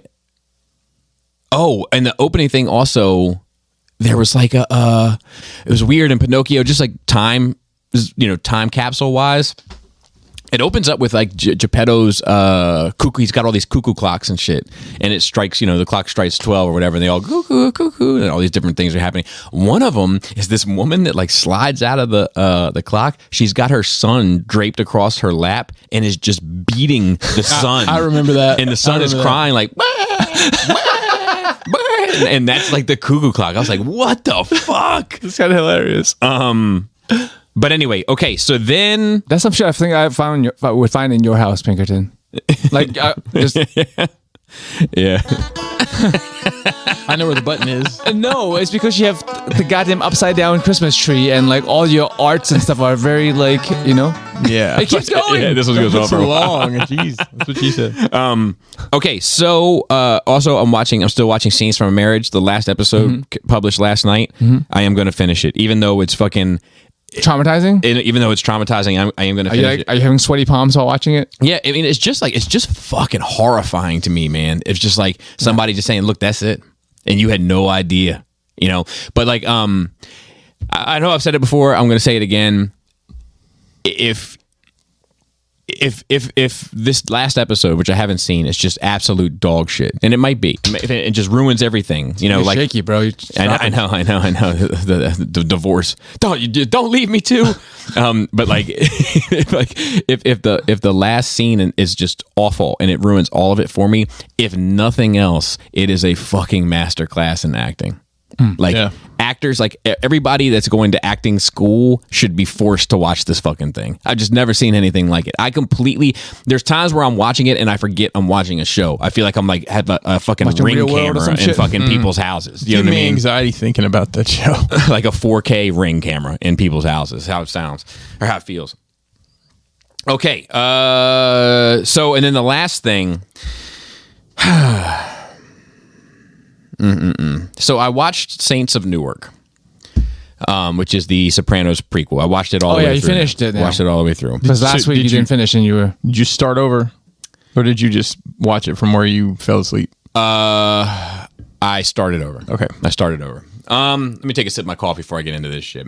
It's going to be a hot take. Or not. It's bad. I don't know what the reviews are. It's bad. It's bad. Because people were looking forward to this shit. It's bad. It's bad. It's a bad Sopranos prequel. It's not a bad movie in and of itself. You know what it is? It's not a bad spinoff. Okay. It's a bad prequel. So I got to having a conversation with Laura about it, like afterwards, because we were big Sopranos fans, and you know, and still are. But I was like, so like, here's the thing that I want to know as a Sopranos fan. And look, I'm going to give you, you know, it's like Star Wars, and I keep drawing this, parallel to Star Wars because I feel similarly to the prequels, and in spite of how bad some of them might be objectively in a vacuum, how good the prequel trilogy is overall because it gives you the exact nuts and bolts that you need to move forward. This is like the polar opposite, where like this is kind of a good movie and a good story and good stuff is going on and good acting and all this stuff, but it doesn't give you shit that you wanted to know from moving forward. So, as a Sopranos fan, I want to know the following. So when we start with Sopranos in you know, in the 98, I think is when the show started. Wow. When we start with Sopranos in 98, Tony is a captain. His uncle Junior is the acting underboss. Right. He took over the spot of Jackie Aprile, who had stomach cancer and died of stomach cancer. And he was the underboss for Roy DeMeo. Roy DeMeo is the boss. He's locked up. Roy DeMeo is a real life Jersey boss. Okay. Like he's the real, like, so it was always cool to me that it was like kind of grounded in this, you know, kind of what if universe, you know? So in my mind, going into this, I'm like, man, okay, so a couple things I want to know. I want to know like how Tony moves up through the ranks, how he gets involved in it maybe. I want to know, you know, how it was with Junior taking over. I want to know how Roy DeMeo got locked up and how that shook up the family to put us into position for this show to start. You get none of that. You get absolutely none of that. The only thing that you get is how Tony becomes open to the idea of taking up a life of crime. Okay. And you just don't get the fucking, like, I'll see what I wrote in here. Are they setting up for a series? I don't think so. Because that's what it sounds like. So it becomes largely about the civil issues between black people and police in New Jersey at that time. You know, maybe now, I don't know. I don't live there, but there's a lot of time that's spent on that, which I think could be a good story in and of itself, but not for this. It's not the story that I want for this. It's and even that the amount of time that they spend on that, it plot wise for the actual plot of the film, the only thing that you need to know from it is that one of the guys uses the riots and the burning to get rid of a body and blame it on the riots. Okay. You know, but you follow characters from that event through the whole fucking movie, but it has no real bearing on what the plot ends up being about. The plot ends up being like, I think if somebody told me this going in, maybe. So I'm going to try to do it for others. The plot of this film is about Christopher Moltisanti's father and Junior Soprano. That's what it's about. Okay. If you have any other expectation, you're not going to get you're not going to get your satisfaction, much like the Rolling Stones. So yeah, let me see what else I wrote. Nothing about Jackie Aprile, nothing about Roy DeMeo. The ending was trash again. The ending of this is less satisfying to me than the ending of the fucking series. So, I mean, what were you expecting to get from people who didn't give you an ending to give you a beginning? Well, they did a really good beginning before.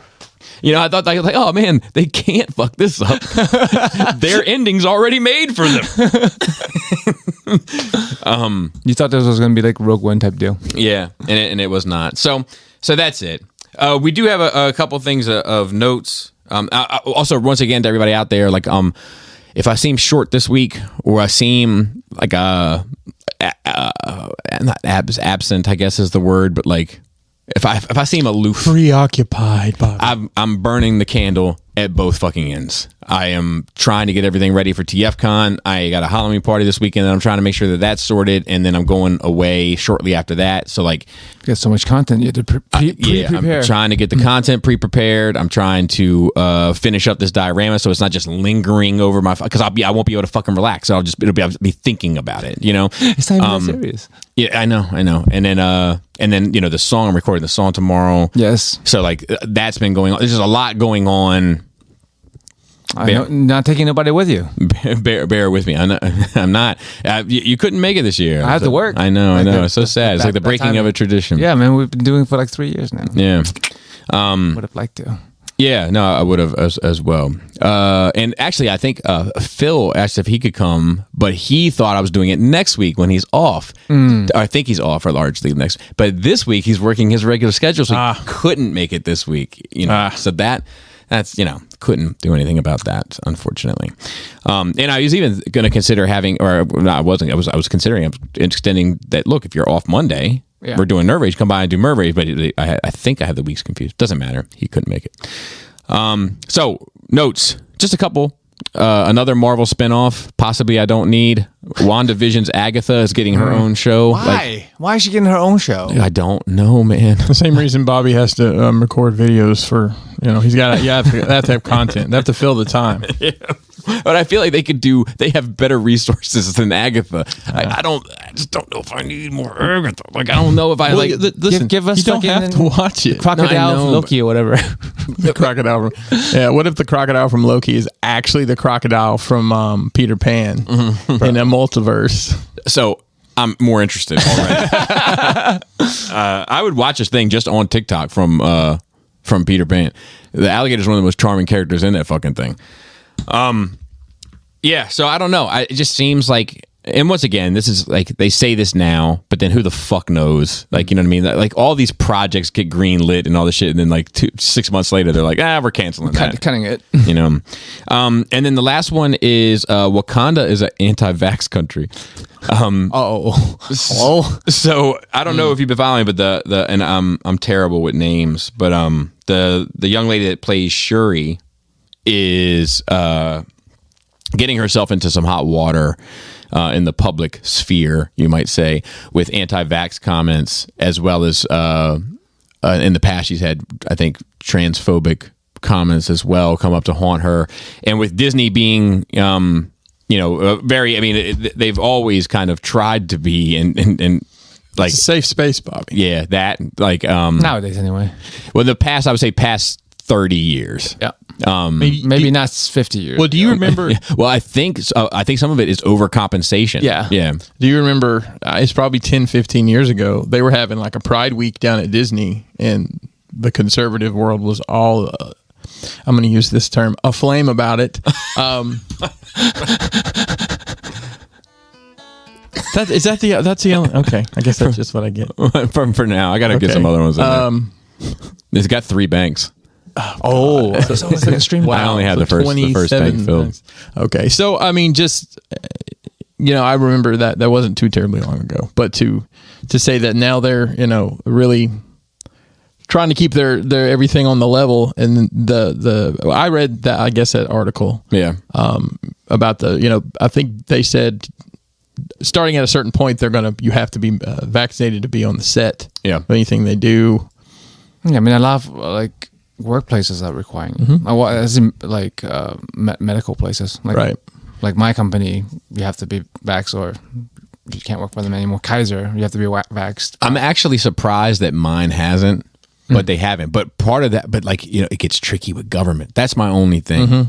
That's my only thing is with that shit. But are you required to have the flu vaccine? no. Yeah, so maybe it's because most hospitals and workplaces that I work at, you have to be flu vaccinated. Yeah. I don't know anything about I haven't had because I just got my flu shot recently, and because we got like an email sent out that like consider a flu shot. It's that time, and but it wasn't go get your fucking flu shot and make sure you submit your paperwork about it. So but yeah, I don't know. I think that, I mean, it's up to the individual companies. 100%. So in that I'm 100% on. If I don't like it when people are like I've heard people in one of my locations it's just shit talking, but like talk about legal actions to the company for forcing vaccinations. I'm like, you don't have to work here, bro.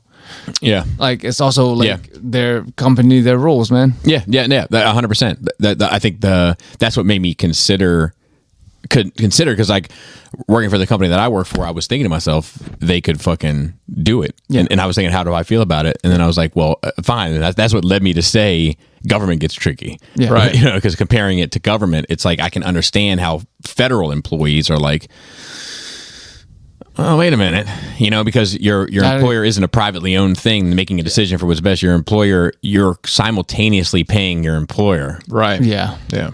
In spite of how that gets tricky. In spite of how I feel about it. But they're not, right? Is federal employees required to get any vaccinations? I don't know, right? I think some are. I believe if it's in the medical field, obviously. No, right? I think that, and don't quote me on this, but I think that some are. Okay. But I don't quote me on it, and don't at me about it even less. Especially this week. Yeah, especially this week and next week and the following week, and then like every other week from then on. Everybody relax till November, and then I'm back on board. So I mean, I'm going to November in many ways. Give a kiss to my mother. Baltimore Comic-Con requires proof of vaccination.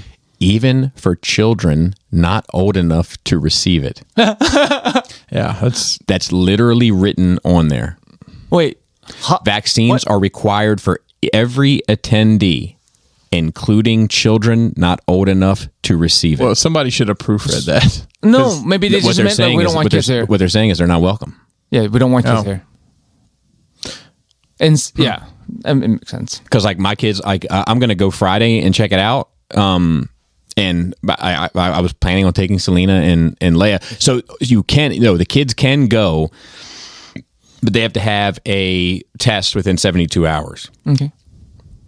So they have to have their test results within 72 hours. And so I asked Selena and Leia, do you guys want to get tested to go to Baltimore for an afternoon? They were like, no, just we'll make you a list of things to look out for. Fair enough. But yeah. Home kits aren't good enough? Huh? Home kits? Did you need I think so. As long as you have a proper result. Oh, okay. Your kid didn't care to take the home test. Yeah, but they don't. I mean, they said no. Okay. All right. So let's get into some questions, and we'll start here. What's up, Power Ragers? Joey's ripped ass abs sent me here from Chris and Joe's Twitch stream. Yo, I'm also a content creator and lover of tiny robots. Well, you're in good luck these days, boy, because fucking Legends is all there is to look at. I'm assuming the love for comics and figures spring from growing up in the 80s and 90s, as well as the love for wrestling. I was young during the the Attitude Era, so that sucked me in as well. That's so Stone Cold, Generation X. I was in high school at that point. Yeah. Did you guys ever get into Super Sentai stuff as well? And have you guys looked into the newer Power Ranger comics? Do you think Bandai is begging for third-party companies to print mini Zords for a lot cheaper? No, let's be clear. Power Rangers is just a nickname that's been forced upon us. Yeah. We are, as a group, not necessarily fans of that. No, I don't. I like Power Rangers. Yeah, Joe likes Power Rangers. Yeah. I do not. No, Rangers. I'm sorry. I like Power Ranger. I don't know what I like now. I mean, I'm rather indifferent to it, to be honest. It's fine. I'm not going to go out of my way to watch it, but if I'm with somebody and they want to watch Power Rangers, sure, we'll watch it. Yeah, I've been watching since I was a kid. Sure. It's been around since before I was born, and it will continue to be around. It's one of those staples of Japan. It's a staple here now, like it's one of those ones that hasn't gone away. Well, yeah, it's still around, but I'm not sure. There's a whole generation of people younger than me that, I mean, literally, when did Mighty Morphin come out? 93, 94? Something like that. I mean, so if you were, 7, 8 years old then, well, you had, until you got, too old, quote unquote, to watch that shit, that was a pretty sweet pocket. Every year there was a new show and new toys to buy. Yeah. Yeah. And like in Japan, it's still, as far as I know, it's like every fucking year. Yeah. I just want to say something. Catching up on the display critiques. The one guy's house, first of all, I love, is that house that's just like perfectly chaotic, that's full of that we think it might be his killer. Yeah, with the ET and stuff. Yeah. So all of that stuff is 70s Japanese stuff. Like you guys were talking about, like you had no idea what that shit other is. room. But that's the stuff that he was saying is like super expensive. Yes, yes, those are all like Godzilla, like era. Those are all like like Japanese properties that are like collectors of that genre. What do you call? There's a name for that style of figure. I don't know. The plastic, like I don't know what the name of the figure is, but it's like all kaiju shit. Right. But the little stuff that like shit's so expensive. Bro, that's a lot of money in that goddamn room. The rug from The Shining and shit like that. Like it was the little shit that I thought the same thing at Laura. That's like with the chandelier. The chandelier, the fucking locker, even like all of us, including you guys, didn't like the little curtain over the blinds. I'm like, I think that's fun. This guy is probably. It's purposeful. Yeah. So I don't know. I wish I could give him more information. I don't really know shit about Power Rangers, except I know this is what I actually. Well, the Green Ranger is still in it. This could be fun. Every now and then I try to see how many athletes I can name from different sporting events, and that'd be a good time. Or how many teams I can name. Sometimes I'm gonna try to give you everything I know about Power Rangers. Start from the beginning. Okay, it has existed long before it got to America in Japan. Yeah. Yep. The American show had, and don't correct me. I won't. Okay. The American show had 5 main characters. There's a red one, a blue one, a black one, a yellow one, and a pink one. 2 of them were female. And over time, there have been different color Power Rangers coming in. There's been a white one, and there's been a green one, and they're special in their own rights. A lot of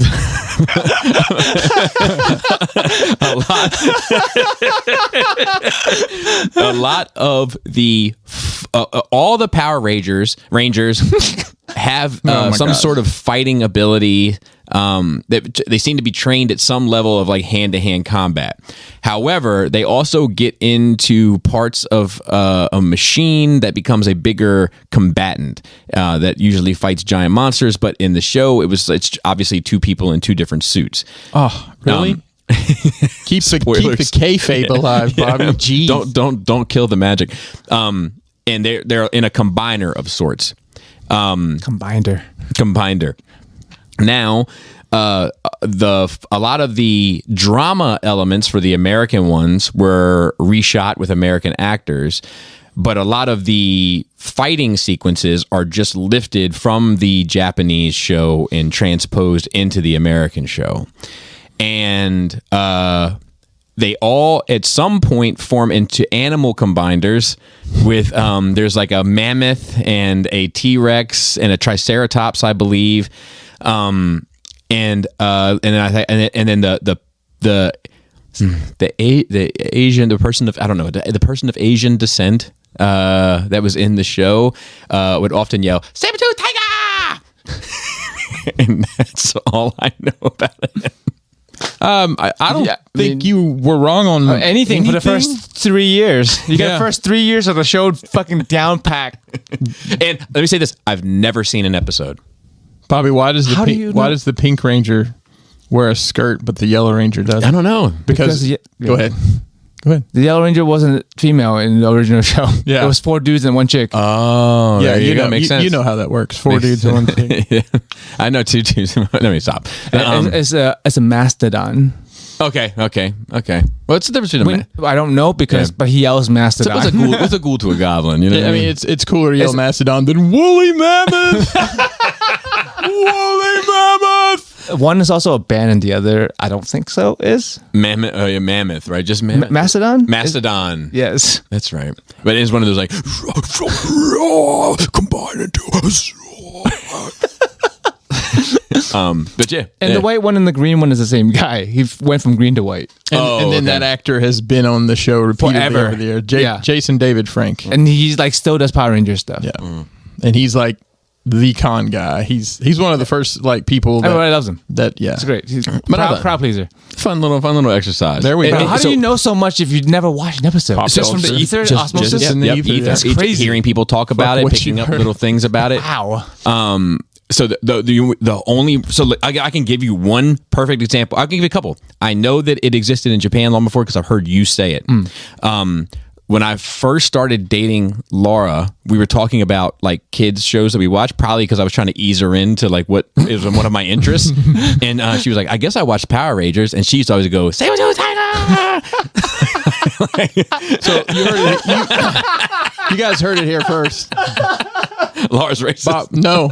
She looked Laura's the racist Spider-Man. No, that's not what I took away from that. I'm taking away that Bobby groomed his wife at a young age for the toy. All this shit. So that's how I know that. I know about the Mastodon, all that stuff from Black Phillip's toy that I reviewed. Oh yeah. And that's all I know. And that's all I know how I got the information. I don't know that you need to know much more, to be honest. I mean, you really get in the weeds past that. Yeah. It's specifics about the different, dino groups. I mean, I'll be honest with you, I'm good with knowing less than I already know. I like the guy that's got a star in his face. Zio. Okay. All right, so the next one is from Shane G. He said, this is also our the person that's had the entertaining story. So let me open this email up with a question to you guys. Ever have a buddy who finds a woman and once you meet her, you can't stand her and want to throw her out of a window? Well, as you guys know, I was supposed to go meet my buddy in Tennessee. That's right. Remember? Oh yeah, we gave you sorry in advance here. Well, the whole reason he moves there was to marry this chick he met online. I didn't agree, and that's what caused the rift. The plot thickens. Fast forward a week ago, picture it. Tennessee, beautiful weather, glorious scenery, the smell of nature, and little did I know, but a house of horrors. What's Tennessee? Got in late Oh, wait. Boy, that's a multi-purpose button. Anything south of Maryland, bro. You're gonna start hitting it from Virginia. I got in late Sunday evening, so everyone but my buddy was sleeping. So he shows me my room, and I crash. Next morning, I wake up to sunshine and the smell of fresh coffee. I grab a cup and go sit outside on the patio to enjoy some morning air. Then she walked out from the kitchen to sit with me. Her opening statement is, "I hope you don't think you're taking him back to Louisiana." Oh, wow. He moved up there to get away from all y'all's craziness. He moved up here to get away from it. I laughed and tell her, "Nah, just wanted to see my buddy." She gets up and leaves with the final statement. "He told me about all y'all's drunken party nights, and that ain't happening her." This is day one. So once my buddy comes around, I said, what the fuck did you tell this chick? He looks confused, so I enlighten him about the previous conversation. Needless to say, he's a bit shook by this, shocked maybe. So I ask him again, what the fuck did you tell her? So apparently me and him's partying nights came up in a conversation, and he shared more details than he's ever needed to. From all this, she formed an opinion about me that apparently she hadn't shared with him yet. So now my mission is obvious. I got to clear my name with this chick. 2 more days to go. This email's gotten a bit long, so I'll leave the rest of this madness for next week. But one last thing. I would love to hear cliffhangers, bro. I would love to hear how Chris would book a Danielson versus Omega feud. And as always, go Power Rangers. Danielson, Omega feud. So they've started They've had one match. It was, I think I mentioned one of the best matches, if not the best match I've ever seen in person. Gosh, man, on the spot, that's hard. Let me think on it. I'll think on it. I'll put it in my notes. I accept your challenge, and let me Fair enough. Let me think on it. So I got an email sent to me from Mr. Farid, and he asked a question. I said, would you mind if I tackle this on Nerd Rage? Because I think it would actually benefit. You see, sure. So he said, was just wondering if you wear your mask when you attend TFCon. If so, what measures do you take to protect your identity coming out to us all, I'm guessing. So I don't wear, I'm looking at you guys like you guys don't know, but this year I might, because you got to wear a fucking mask anyway. So this year I might, but normally I don't. You should get one of your old masks and just cut it down. Yeah, to a regular mask. I probably can. Most people are pretty respectful of it. Like, you know what I mean? Everything I've seen. Yeah, nobody's like trying to like out me and shit. Most people are like pretty respectful. And like the thing is, I just can't logistically wear it. It's just a pain in the ass. I got to find the prints and shit. Like just like it just doesn't work. Making change. Yeah, exactly. But I always have the mask with me. Like if people want to take pictures or whatever, I throw it on. But yeah, I don't wear it, and most people are pretty cool about it. I know that it has like some people have gotten it, like taken a picture and posted it at different places. Like, but overall, the overwhelming majority of people are super fucking respectful of it. Is it a lucrative exercise, or is it solely for the experience of interacting? So once again, it's mainly for logistics regarding getting merchandise.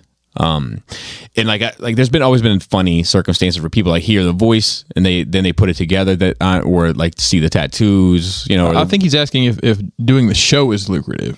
Oh, that's how I took that question. Oh yeah, you're probably right. Yeah, it's lucrative. Yes, and that's why you're going through all the hassle to do it. Yeah. If it wasn't lucrative, I would just if it wasn't lucrative, I would just attend. I wouldn't get a table. It's a pain in the ass. Yeah, it's lucrative. Do the dummies typically attend? No. It's 50-50 with Robert, and Jisk, I think, went to one. Maybe. Laura will be there. I mean, you'll have 2/3 of Nerd Rage there if you give a shit about that. So that's true. Joe won't be there, but Chris will. Joe used to come to the after parties. Yeah. The middle of time. I work on the weekends. Yeah. I'll be in the dealer room after 12. Well, you came after work the time before. One time, Reston. Yeah, the handy party there.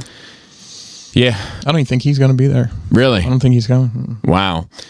If I was local, or if there was no Budweiser and I could travel, I would be honored to come by and say hello. Well, understood. What's up, Power Rangers? This is from Seth.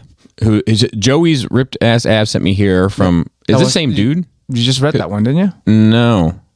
Oh yeah, it is. Yeah. He just sent it. He sent it 2 different ways. Okay. So then we have one from Sanjay.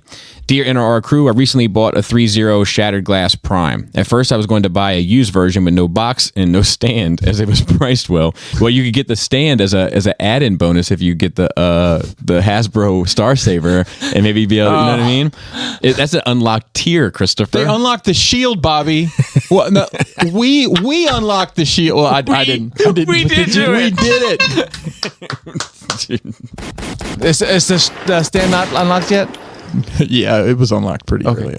Are you guys getting that shit? God, no. I can't tell anymore, bro. I can't tell what you guys buy and don't buy anymore. I'm glad it funded for the people who wanted it. Yeah, it seemed to go really quick for some reason because they put it up in Japan. They did. Well, that makes a whole lot of sense. It changed the trajectory of it completely. Gotcha. I didn't realize that. He said sealed ones were about 150 to 200. But then remind me again what this figure is. 3.0 Shattered Glass Prime. But then a sealed version popped up for 50 more, and I jumped on it. In retrospect, I don't use the stand. However, I don't donate it to a Star Saber purchaser. But I don't use the stand. However, I love the experience of opening a sealed box. And you're collecting. What are your opinions of experiencing regarding mint in box sealed, mint in box, no box, missing accessories, etc., factoring into price and rarity of an item? Take care. So for me, I think it's all about price and quality of product. So like I've been buying these DC UC figures, right? Just to have like a box checked in my main room, because I looked at my main room and I was like, man, I love fucking DC and I don't have a real representation of it out here. So I bought a fuck ton of them. A fuck ton of Yeah, them. most of them, almost all of them are missing their accessories. I got them all. Sometimes I would buy a lot for like not a lot, like as in many, Not as in from a mattress. Yes, and I would buy for like $48. I get a ton of fucking figures, but they're all missing accessories, or the paint is scratched or something. And you walk the way that, once again, coming down to logistics of the way that I had them displayed, no one's ever said a word. No one's ever said, "Where's Magog's gun?" Right.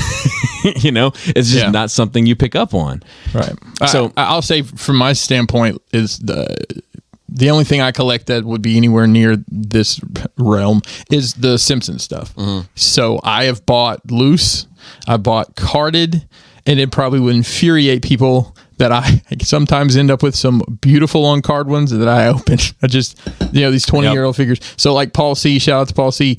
He's like my guy on that. There's some I guess a couple shops there in where he lives that post Simpsons, and he's like, "Hey, they got a bunch in. I'm gonna go. What's your budget?" And I said, "Just open them and send them to me." But bless his heart, he bags up each figure's individual bits. He leaves the card. So basically, it's everything but the bubble. He's on point. If I could hire somebody to pack stuff out for me, and I don't think he's in my budget, it would be Paul. So what's funny, it actually makes me feel a little bit better to hear that, because he sent me a bunch of stuff to review. It was when I did that Devastator. Yeah. And like everything he sent was like bagged, specified, had some of them had little written instructions, like as a heads up, this one's missing this, you might want to, or whatever the case may be.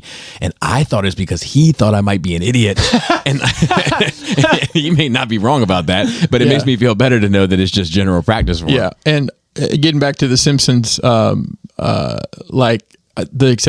those come with so much shit, and a lot of it's the same. It's like too all much. the school kids come with a pile of books. Right. Half of them come with a clipboard for some reason. Perfect diorama stuff, though. Dude, I have it all just kind of squirreled away. Like you can hold one thing and maybe have something beside them. But, it's cluttered. It looks cluttered. I need to redo all that. But it looks cluttered enough just with the figures there themselves. But you add like 22 little greebly things. Yeah. And nobody's ever, like you said, I can't believe you don't have Millhouse's dunce cap Right. with him, or Right. whatever it is. Right. So like, but at the same time, like if, some things like new super hot come out, and it's like, all right, I'm trying to think of an example, but MP44, let's say, I don't know, what was he, $10 billion when fucking Takara put him out? Like, $500, $400. I think it was like $450. Okay, $450 rounded. So like, if I'm gonna buy MP44 for $450, I'm not gonna buy MP44 for 400 missing shit. Right. Oh, yeah. Or open. Yeah, Right. I'm just gonna spend the extra $50. Now, if it's MP44 for 300 and it's missing, but he's got, but Prime is there, Prime and and his the fucking gun is there. That's what I'm saying. It's the main accessory. Yes. For me, like, it's actually sometimes a blessing. Yeah, because you don't have to worry about the it. mind space when something comes with like 30 different heads and like a shit ton. It's like I don't know. It's like going to a goddamn cheesecake factory and you look at the menu. Right. Yeah. I give up. So I was involved in a conversation online in a Facebook group, believe it or not, about somebody posted like the Mezco stuff, like their proprietary stuff. It's overwhelming. It's like I've opened them before. Believe it or not, I do open my figures. Yeah, and, hard to tell these days. And but. I pop the top of the 4-layer fucking. This thing's got more layers than one of them fucking island cakes from wherever in Maryland. So I pop it open. I'm like, oh, I don't feel like dealing with all this. That's the beauty. Like the wrestling figures, they come with the figure and maybe a title belt. That's it. It's super simple. Like a 2x4. Yeah. Oh, yeah. Or an American flag, or snake. yeah. Sure, or a feather boa, a crushed beer can, maybe. But it's not like you said. Like, this guy comes with 12 alternate heads and they all look 32 good, sets by the of way. hands. Right. They all look great, but what the? If one looks shitty, that makes it just easier. Exactly. Speaking of that, a different experience, but something that I forget how much I enjoy. Like, so I went in. I decided to go in on these re-releases of the Fans Hobby Monster Bots, right? Yes. Because I loved them as a kid. I thought the designs were fucking cool. I love them in IDW, how they beef with the Dinobots and shit. So I was like, man, I'm gonna get it. I'm gonna get these. Nobody's gonna fucking do these, but Fans Hobby, So I pre-order all 3, and I just got the last one. I think I opened them up today, and I just forget how much I enjoy opening a thing fucking with it and then just putting it on the shelf. Because I never get to do it. Yeah. Every time I open something, it's got to go through this whole process before it lands where it lands. And what's funny is I was thinking about it was blowing my mind this morning because like this Black Manta figure I got from Mafex, right? Built surprisingly well. And I say surprising because it's Mafex. But like I really like this pose I have him in, right? There's a good chance if I would have just bought that figure and not reviewed it, I would have bought it, took it out of the box, chose what accessories I wanted, figure out how they work, put him in a pose, put him on the shelf. Yeah. But I reviewed him. And then I found out his legs don't move out to the side. What year is this? So now when I see him, I'm like, that motherfucker, you know, like, but had I not reviewed him, I might have been happier with him. Because you wouldn't even have thought about it that much. Correct. Wow. So it's interesting little things like that, you know, like, yeah, I just want the thing. I don't care about opening boxes and stuff. I just, as a matter of fact, less trash for me. Yeah. Open and play, got it right. Just give it to me in a plastic bag. I had a whole conversation about that recently. Just the one main accessory, like whatever's iconic to the character that they have to have. I was saying, I got it. That shit was handed to me like we were bank robbers illustrated in the 60s, and it was a bag of money with a dollar sign written on it. Like exactly. Okay, last question from KFC. Go Power Rangers. What up, guys? One for Bobby. Don't see a fucking shirt design, you motherfuckers. Did you ever figure out if the trans art Ravage you looked at a couple weeks ago was a KO? So it is not. It is not. I personally have all three offerings in Transmetal, Beast Wars, and while the transformations are very similar to the OG, I don't think that's a bad thing necessarily. Keep up the great works. Yeah, it is not. Garinger like pointed it out and like showed like differences. Yeah, and I was like, yeah, no, you're legit. Now he sent me this fucking monkey one, like a primal. I don't know. It's like a purple primal, PP, and Shadow Class. Great Babe. Yeah, Great Babe, except it's far cheaper probably, and Great G2? Great G2 flavored Primal? ape. Yeah, and this one is I'm almost positive. I haven't looked at it with a fine tooth comb, but I mean it's almost line for line a KO. Real quick, I have a shout out. To Dungeon Dad's fall campaign. This is a group of fathers that are into D&D. Oh, awesome. I love D&D. Nice. They have a big fall campaign coming up, and they have chose to advertise with us on on Nerd Rage Radio. Awesome. So if That's you hear an advertisement from them, it's because they've paid PodBean, and maybe they can kick up our $3.49 to a solid $5. Ooh. And it's actually a product I endorse. Yeah, That's awesome. I play D&D every week. I was gonna also mention this, like if anybody had like a favorite Halloween costume, either of yours or of someone else's in the past, and the reason why is because like we have this Halloween party every year, right? And we have a costume contest, and we have a new category called Host's Choice. And the reason why we have this category is because the best fucking Halloween costume that we've ever seen in our lives attended one year and won nothing. Bro. So ever since then we've been like, Is that the milkman one? Yes. Oh my god, that's so good. So it's a couple's costume. Oh my God. Oh. Give me a little amazing. context. Are they all friends? Yes, for sure. Okay. So I would hope so. So it's my buddy JR, and he is a white gentleman, and he is married. Well, how do we talk? He as a white man, Christopher. Sure. He is married to his wife, Jennifer, who is fucking awesome, and she is a white woman. And they are both dressed as if they are in maybe early 60s garb. I'd say so. Yeah. Maybe 50s, kind of. Yeah. Leave It to Beaver-ish. Yes, Yeah. yes. And they also brought their friend and mine, this guy Q. We share the same birthday, as fate would have it. And Q is black and dressed as the milkman. And Jennifer is carrying a black baby doll in her arms, and they are coming as a threesome couple, and it is Amazing. fucking amazing. It's so meta. That is so great, bro. Bro. And they're all like smiling together, like they all know, but they don't know, but that you don't want to, like. That's great. That's a show stealer, bro. Dude, it's fantastic. So like this, our Halloween party is coming up this weekend, and like my costume, I'm gonna post pictures of it. I'll have to edit out my face or whatever. I'm in a weird spot with it this year. Because Laura is definitely the star of our couple. Where usually it's the other way around. And I'm happy to sit back. But like, okay, let's get into it a taste. We have 10 minutes. So the costume game to me is an interesting one. But like in this particular, there's very few times where Laura and I have kind of been, I think, equal. Like I was the Joker, she was Harley, we were equal. I was Scarecrow, she was Poison Ivy, equal. But then there's been plenty of times where like I was Bane and she was Talia, and it was like, well, I mean, yeah, I guess, like Well, she's the boss. Yeah, but like, it was like, yeah, who are you supposed to be? You know what I Right. mean? So this year, I'm doing a costume, and the costume in and of itself is relatively normal. Like meaning that within reason, I could go out to lunch in this costume and nobody would.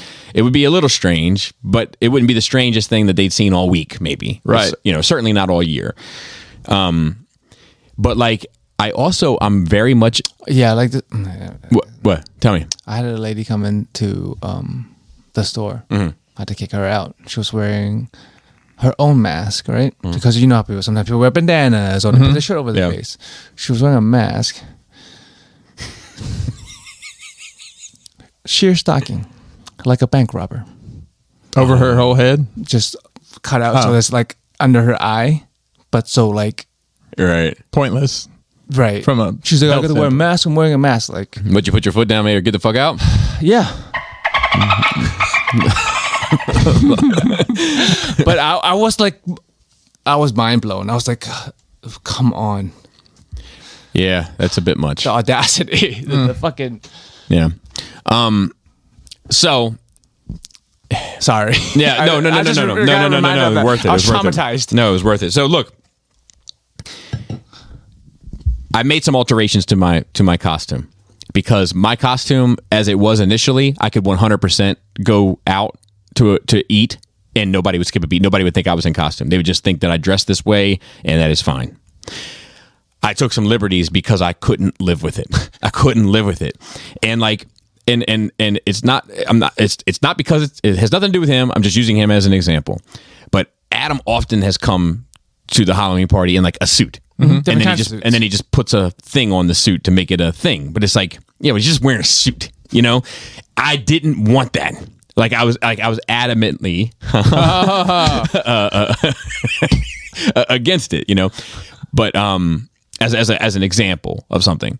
And so I made some alterations to it, and it's not right. It's not right, but it's better. And it's one of those things, like I'm kind of excited for the party to happen just so people can see it, because it's either one of those things where you're going to see it and start laughing and be like, oh shit, like I get it. Or you're going to see it and be like, what the fuck is this? What the fuck are you supposed to be? And I think the overwhelming majority of people that are attending are going to be on the what the fuck are you supposed to be train. I mean, does Laura's costume lend to explain yours? Yes. Okay. And hers is great. So seeing you out of context would be like, oh, it would be very strange. Even worse. Okay. Even worse. And she looks fantastic. She's a woman, so she thinks she looks like she weighs 500 pounds, and and like her face was dipped in shit for the past 10 years. But she looks fantastic. Well, I'll tell you, we're just got some notifications. Thank God for Amazon Prime, because that's where all of our shit's coming from. And I think the last couple pieces that showed up today that definitely couldn't wear to a restaurant. Yeah, I think Joe would probably kick us out of his store as well. So. But I think it's right on time, though. I had a piece of it. So here's just to give a ballpark, right?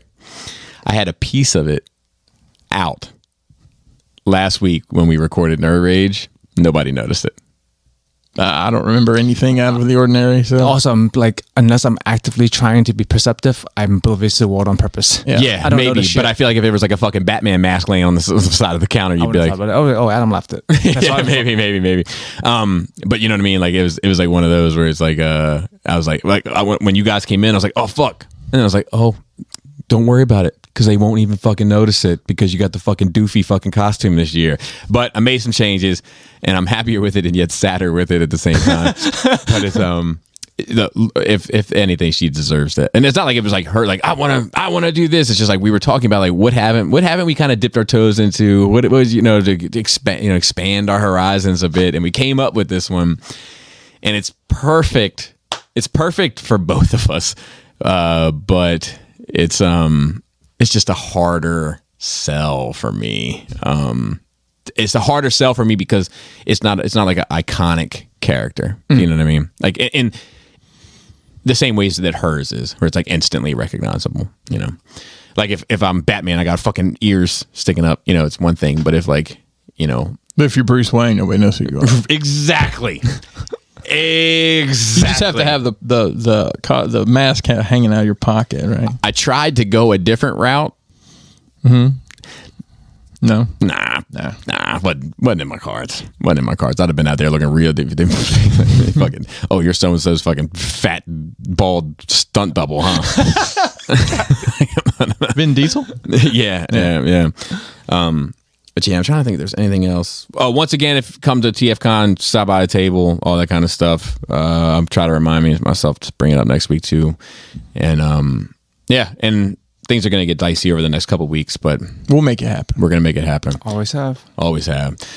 So shout out to the rest of the cool table. If you listen to this podcast and have a podcast of your own, or don't have a podcast of your own, but you just listen to this show and only the show, it's also fine with me. I don't care. You're part of the cool table as far as I'm concerned. Hey, leave us a 5-star review on your favorite podcast pushing platform, please. And also, you can send your questions to nerdrageradiomail@gmail.com. Plug. Let's just see what else is in here. So of course you had to have the. Oh God! Right, and I mean, yeah, that's the one that pissed me off that day. no, it was this one. It was just loud. Yeah, it was out of nowhere. And I got this like fireball, but it, But the fireball I'm a little disappointed with. I got the little cash register thing because I almost feel like come on down to Bob's or used cars. We're cutting prices in half. It almost feels like one of those. Okay. Shout out to the rest of the fucking Nerd Rage team. Raul on Instagram and Phil on Twitter and on the notes and Dante on Facebook. I'll be seeing most of those guys, I think, at the Halloween party. Oh, and Halloween too. I assume they're going to TFCon. I don't know what Dante's plans are with that. Dante doesn't know what Dante's plans are. That's probably true as well. Phil is definitely going to be at TFCon. Sometimes Phil hit me up and he was like, "Hey man, you got any Nerd Rage shirts laying around? I'll buy one off you." And I was like, "No, I don't do that." It's all through this thing. I said, because it's just easier. It is. Anybody who's ever done a t-shirt game before, oh my God, it's a fucking nightmare. So yeah. Anyway, and then shout out to the rest of the people working behind the scenes. And with that, Flappy Labius, Tasty Taint, Tight Dick Player.